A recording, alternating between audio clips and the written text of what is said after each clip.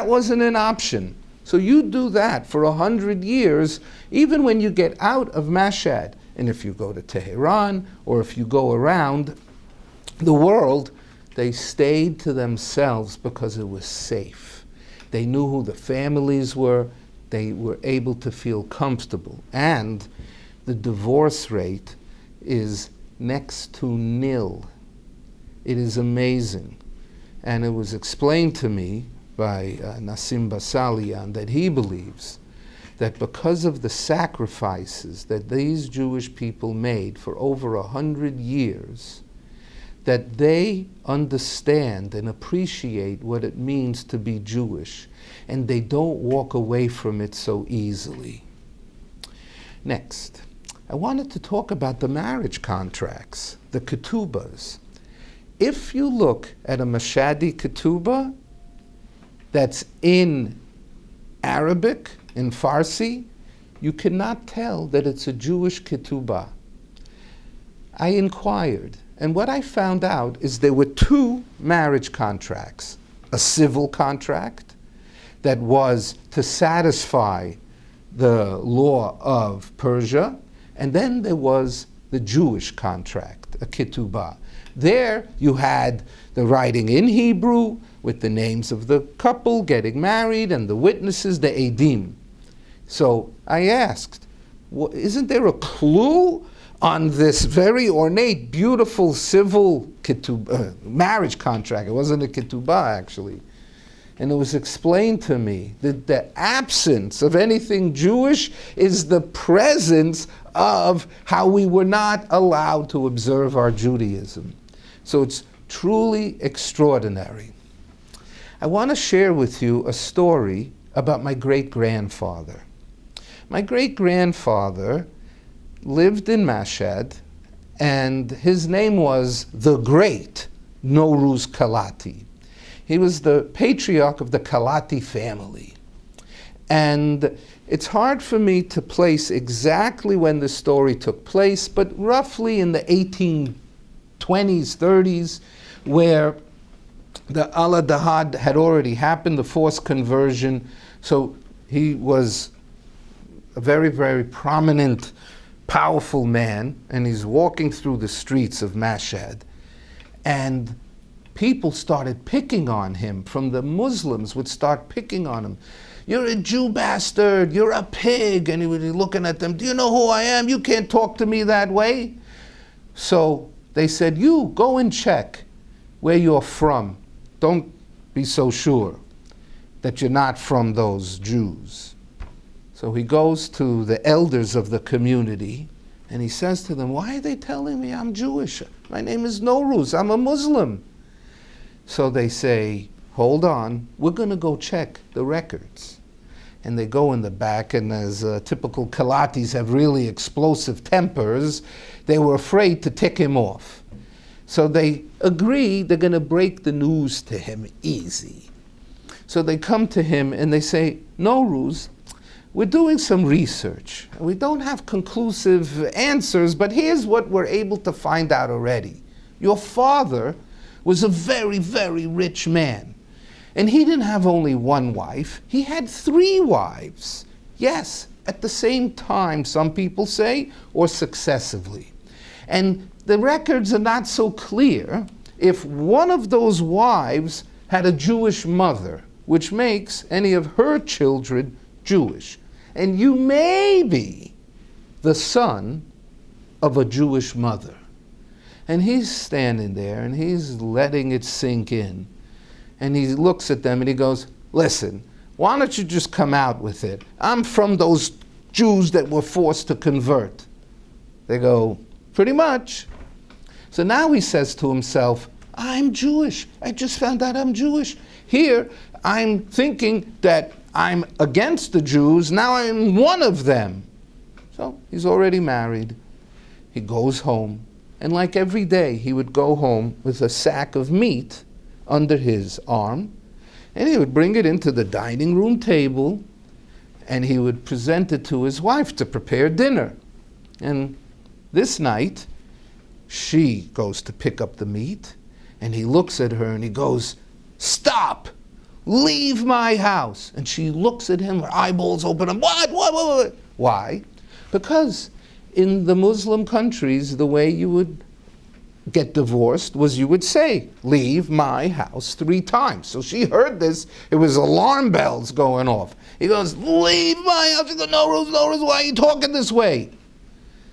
He says, listen, I got to tell you some news. He says, yes, what is that? He says, I found out today that I'm Jewish. And I bring this meat home every day, and I'm giving it to you. This meat is not kosher. I can't eat this meat. And as a matter of fact, I cannot even be married to you anymore because you're not Jewish. And she says to him, you're right. You cannot eat this meat. And for every day of your marriage, I would take the meat, open the back door, and throw it to the cats, was the saying. She says, I have my own money, and I buy kosher meat every day in secrecy. Every meal you've ever eaten was kosher. And here's some bigger news. I'm Jewish. And he goes, what? What? You're Jewish? I just found out I'm Jewish. You never told me you're Jewish? She says, listen, my mommy and daddy told me never to tell anybody about being Jewish. So now he's crying. He found out his heritage, and he found out that he was in a holy marriage.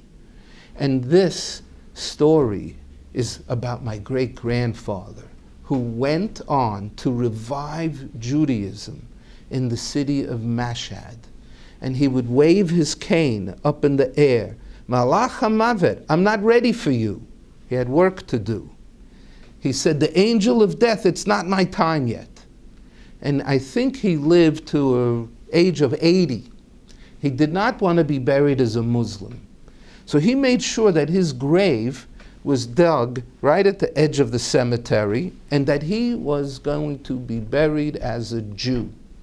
And there he was buried. How do I know? Because my mother came back from Israel, from a funeral on Har Zeitim, on Mount Olives. And she says, guess what I saw? I go, what? She goes, the great Nowruz is now buried on Har Zeitim. I go, what? He goes, listen to this story. They wanted to widen, the Persians in Mashad, the city municipality, wanted to widen the road by the cemetery. Time passed, the city got bigger, they needed to make the road wider, so what are they going to do? They're going to dig up some old graves. The cemetery manager said, you must not disturb the bones of the great Nowruz Kalati. Can you imagine? 60 years later. So, the search party goes out. Where's the Kalatis? Where's the Kalatis? So they said, well, all the Jews, they moved to Tehran. So they start calling Tehran, and they go, any Kalatis here? They go, no, they moved to London. There they found my uncle Levi Kalati. This is Nowruz's grandson. And Mr. Kalati, my uncle Levi, was the world's largest Oriental carpet tradesman. He was larger than life. He loved Israel. He loved his children. He just was an extraordinary individual. And they said, no, we need to move Nowruz. And he says, I'll have the arrangements made to have the bones of Nowruz exhumed and brought to Har Zeitim. The Mashadis have a burial plot in Mount Olives. And that's where he was moved. And if you look at his tombstone, it says, here lays Nowruz Kalati. And his Hebrew name also is Moshe Binyamin ben Moshe. It says he was born, Nolad b'Mashad, he was born in Mashad, and he died on this date. And then in Hebrew, I can read it to you. Va'acharei shishim shana, and after 60 years, he'ilu et atzmotav, they raised his bones, veheviu oto, and they brought him lahar zeitim erev Yom Kippurim. He was brought to Mount Olives, where he was buried again. So this is the great Noruz Kalati. Now he is buried in Israel. So this is the legacy of a family that I came from. All four of my grandparents were born in Mashad. And you see the history of the Jews of Mashad preserved. And I consider myself to be very, very fortunate to be a descendant of this wonderful community of Jewish people that had it great and then went through tough times. And today, they are still a tightly knit community, and that they live in different communities all around the world, preserving their Judaism from which they started from.